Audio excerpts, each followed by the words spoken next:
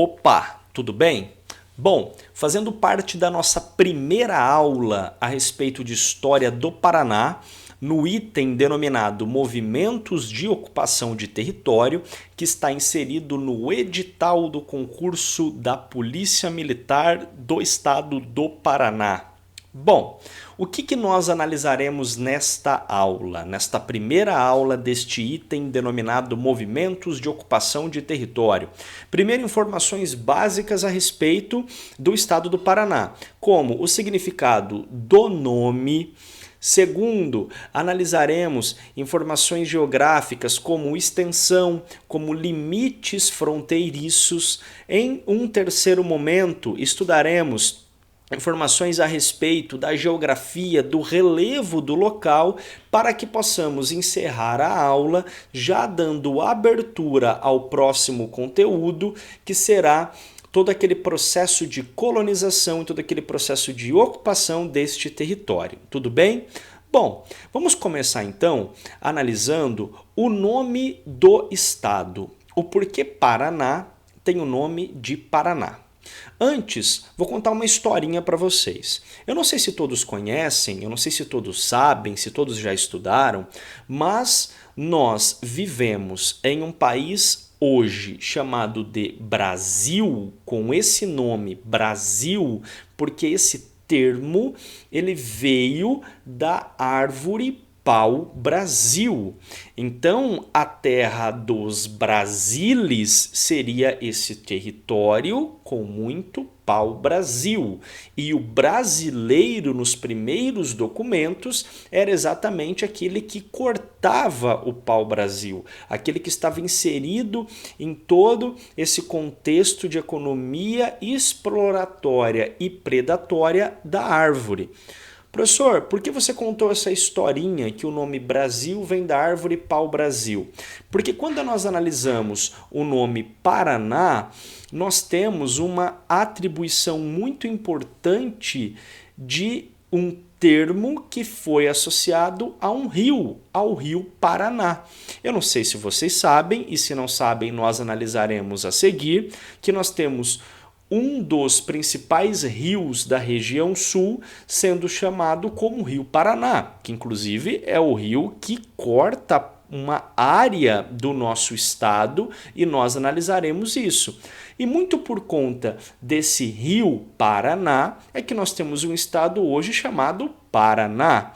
Mas o que significa esse termo? Esse termo ele tem origem na língua nativa, na língua dos tupis, na língua dos guaranis e significa basicamente que se assemelha, que parece com o mar. Observem, para, mar, anã, que se parece, assemelha, ou seja, nós tivemos a denominação do rio muito por conta da extensão e dos volumes das águas. Então, parece o mar de tão volumosa que é essa questão das águas nesse rio. E depois a atribuição deste rio acabou sendo a atribuição do estado. Então olha que interessante. Paraná significa que se parece, que se assemelha com o mar. Bom, este estado do Paraná, ele está localizado na região sul. Ele é o primeiro estado, quando analisamos uma dimensão de norte a sul, da região sul do Brasil. Tudo bem? Essa região sul, que ainda é composta pelos estados de Santa Catarina e pelo estado de Rio Grande do Sul. Beleza? Bom, esse estado do Paraná, ele é dividido em 399 municípios, ou seja, é um estado que tem uma grande soma de regiões municipais. Essas regiões e esse estado têm claramente os seus limites fronteiriços, e é exatamente nesses limites que nós vamos nos pautar agora. Bom, a noroeste nós temos a região do Mato Grosso do Sul. Aqui em relação, pessoal, ao norte, em relação à região até nordeste, que nós podemos considerar, e parte até da região leste, nós temos o estado de São Paulo, tudo bem? Ao sul, nós temos o estado de Santa Catarina. Ao oeste, nós temos Paraguai. Sudoeste, nós temos Argentina. E na região leste, nós temos a nossa faixa litorânea banhada pelo Oceano Atlântico. Então, observem que nós temos divisões com 1, 2, 3 estados, 1, 2 países e o Oceano Atlântico. Podem parecer informações básicas, mas eu considero informações extremamente importantes. Tudo bem? E não pode deixar de anotar no teu caderno, não pode esquecer dessas informações. Bom, esse estado do Paraná, ele é também marcado por divisões relacionadas ao relevo. E essas informações sobre o relevo, elas costumam cair nas provas, sobretudo associados aos movimentos de ocupação do território. Então, como vocês estão percebendo, nós temos a planície litorânea. Essa planície litorânea, ela tem toda uma faixa que nós chamamos Serra do Mar, que inclusive é responsável pela divisão entre o Planalto de Curitiba e a planície litorânea. Depois da planície litorânea, da Serra do Mar e do Planalto de Curitiba, nós temos o Planalto de Ponta Grossa e uma grande faixa de território chamado Planalto de Guarapuava. Talvez nas provas esses planaltos apareçam com outros nomes. Pode ser que vocês tenham aqui a planície litorânea, o litoral, continua com o mesmo nome.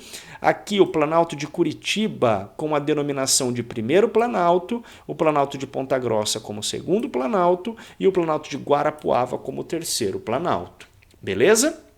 Então, simples, básico, não dá para esquecer. Faz o desenho do estado no teu caderno e eu tenho certeza que se isso cair na prova, você vai conseguir gabaritar a questão.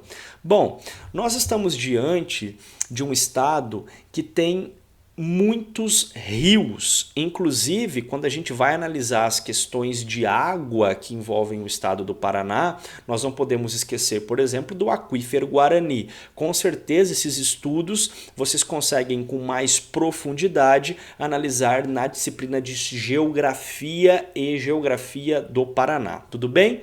Bom, temos rios aqui bem importantes, como vocês estão observando, tudo bem? Então, nós temos aqui o rio Paranapanema, temos aqui o rio Iguaçu, inclusive essa represa de Itaipu importantíssima, tá bom? Nós temos o rio Paraná, rio Ivaí, rio Pirapó, rio Piquiri e vários outros rios importantes. Inclusive, por conta dessa grande disponibilidade de rios, nós temos muitas usinas hidrelétricas no estado. Notem que o rio Paraná é um rio extremamente volumoso, até por isso do nome, que se assemelha ao mar. Observaram? Bom, essas são as informações fundamentais de início a respeito do termo e a respeito do nome do estado. Só que além de analisarmos esses nomes dos estados, nomes dos rios e analisarmos informações geográficas, é necessário que a gente compreenda também como foi o processo de colonização que passaremos a estudar a partir da próxima aula. Vocês bem sabem que a colonização das Américas faz parte de um contexto ocidental das grandes navegações da expansão marítima, correto? E vocês estudam no conteúdo de grandes navegações de expansão marítima que nós tivemos no ano de 1494 um tratado assinado entre Portugal e Espanha, chamado Tratado de Tordesilhas. O nosso país também foi atingido, obviamente, por essa linha do tratado, e com o estado do Paraná não foi diferente. Então vocês percebam que mais de 90% do nosso território ficou sob o domínio da Espanha e o restante ficou sob o domínio de Portugal.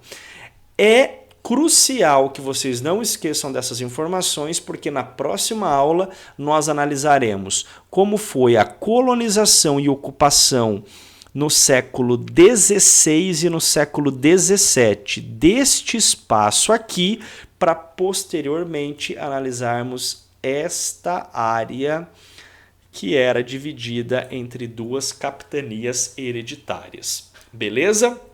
Bom, pessoal, o que nós tínhamos para trabalhar nesta aula era exatamente esses conteúdos. Espero a todos na próxima aula. Se gostou do vídeo, se está gostando dos conteúdos que nós estamos trabalhando, curta este vídeo, assine o nosso canal, se inscreva no nosso canal e vocês ainda têm como materiais complementares abaixo a estrutura, o roteiro dessa aula e ainda listas de exercícios. Beleza?